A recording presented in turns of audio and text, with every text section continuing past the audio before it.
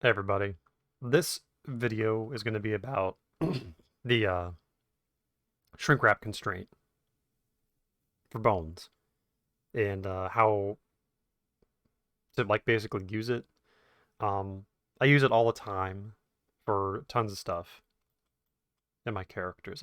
I'll use it for like the asshole. So if you want to have like some kind of object going in there, you can have it just react to whatever it is. So if you wanted to have your character their butt, for example, interacting with some kind of, any object. We can edit this cube and smooth it out a little bit. Oops. There we go. Smooth. Turn it into like a sphere. But I'll show you how to do that. It's very easy. This is not a tutorial about rigging. I've just set up this very simple torus with a bone on each edge loop here. These bones are deforming. These ones don't.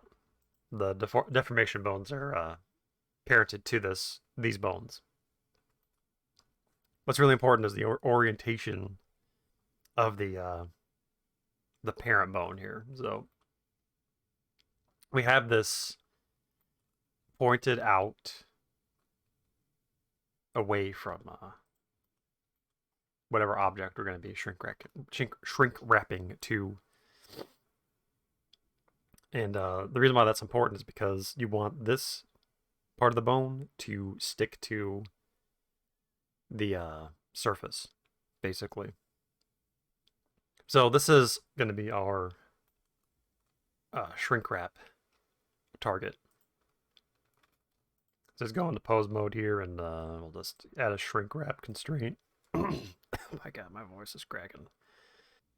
Pick the cube as the uh, target object to shrink wrap towards.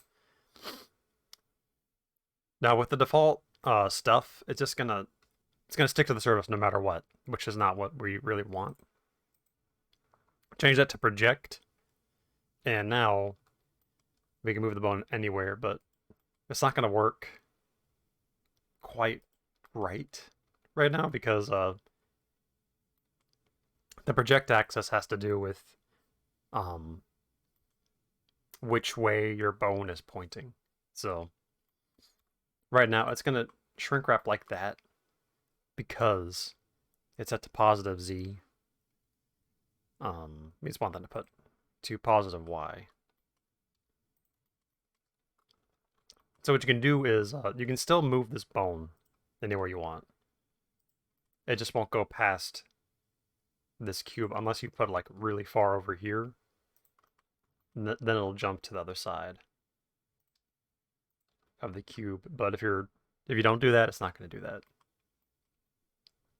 So I will just copy these constraints to all the bones.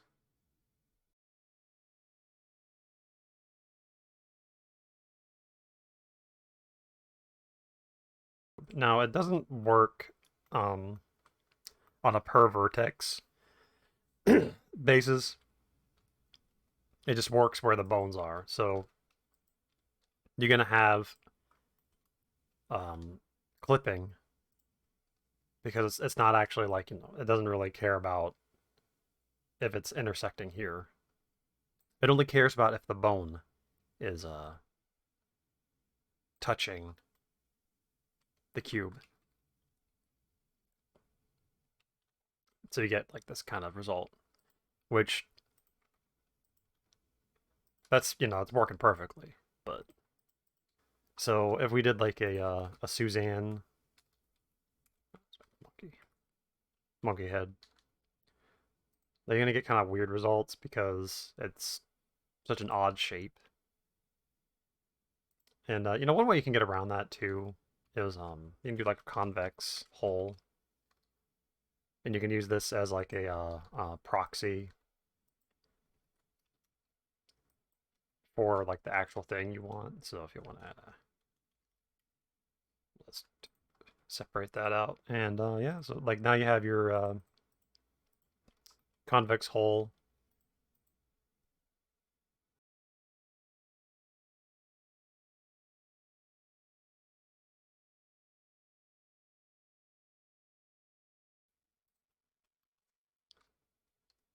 Like it works best when there's not a whole lot of like weird bumpy shapes.